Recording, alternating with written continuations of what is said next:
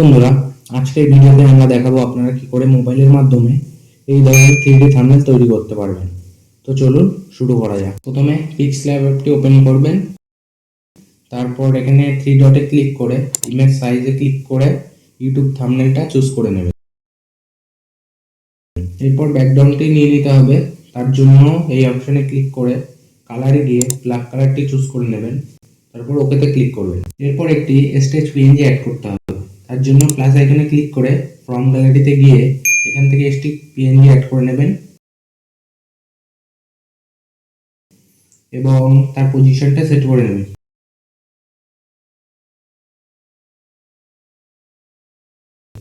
এরপর লেয়ারে ক্লিক করে এটাকে লক করে দেন, যাতে কোনো কাজ করতে গিয়ে ডিস্টার্ব না হয়। এই ধরনের পিএনজি আপনি গুগলে গিয়ে সার্চ করবেন, স্টেজ পিএনজি বলে সার্চ করলে অনেক পিএনজি এরকম পেয়ে যাবেন। এরপর পিক্সল্যাব পিএনজিটি অ্যাড করব, এটাকে ঠিক করে অ্যাডজাস্ট করে নেব।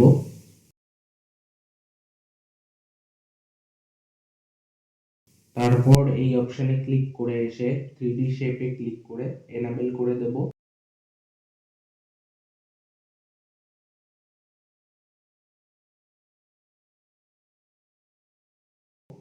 তারপর নিচে এসে ওয়াইড রোটেশনটাকে অ্যারাউন্ড 29-এ সেট করে নেব।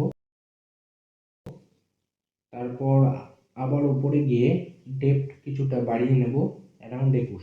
দেখো, তোমাদের 3D লোগো তৈরি।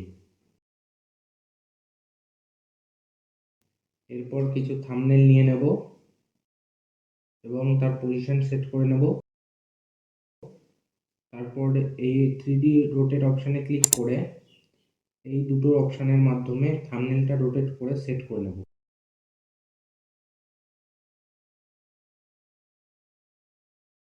শ্যাডোতে গিয়ে এনাবেল করে দেব। তারপর আপনি চাইলে এখান থেকে আরও কিছু অ্যাডজাস্ট করে নিয়ে দেখে নিতে পারেন। তারপর আমি স্ট্রোক অপশনে ক্লিক করে এনাবেল করে নেব। এরপর আবার একটি থাম্বনেল অ্যাড করে নিয়ে আসব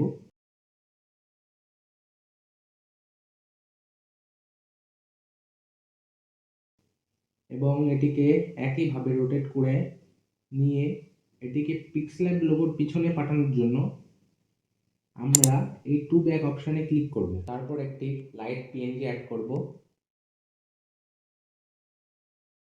এবং এটিকে ঠিক করে পিক্সল্যাব লোগোর উপরে সেট করে তারপর লেয়ার অপশনে ক্লিক করে সবগুলো লেয়ারকে লক করে নেব।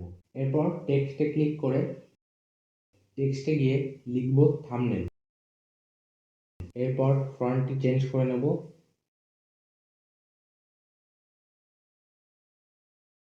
তারপর ফন্টটির কালার চেঞ্জ করে নেব, নিয়ে গ্রিন কালার করে নেব। এরপর টু ব্যাক অপশনে ক্লিক করে টেক্সটটিকে লাইটের পিছনে নিয়ে যাব। এরপর অপেসিটি অপশনে গিয়ে এটাকে কম করে নেব। এরপর বাকি আছে লোগোর নিচে শ্যাডো অ্যাড করা। তার জন্য জুম ইন অপশনে ক্লিক করে লোগোর নিচটা জুম করে নেব। এরপর জুম আউট করে নেব। তারপর ড্র অপশনে ক্লিক করে এখান থেকে সিলেক্ট করে নেব ব্ল্যাক অপশনটাকে। এরপর নিচে গিয়ে ব্লার রেডিয়েশনটাকে বাড়িয়ে আমি 19 করে নিচ্ছি। এরপর শ্যাডোটাকে ব্লার করে নেব। এরপর এই অপশনে গিয়ে শ্যাডোটাকে ট্যাপ করে ধরে লোগোর ঠিক নিচে ছেড়ে দেব। এরপর তুমি চাইলে আমার মতো তোমার চ্যানেলের নাম টেক্সটে গিয়ে লিখে 3D সেট করে নেবে। তারপর আপনারা এই অপশনে ক্লিক করে থাম্বনেলটা ডাউনলোড করে নেবেন। এরপর আপনি চাইলে নিজের মতো কিছু অ্যাড করে দেখে নিতে পারেন। আমি আপনাদের বেসিক ধারণাটা দিলাম। আজকের ভিডিওতে আমি আপনাদের দেখালাম কিভাবে 3D থাম্বনেল তৈরি করতে হয়। আশা করি আপনারা 3D থাম্বনেল তৈরি করা শিখতে পেরেছেন।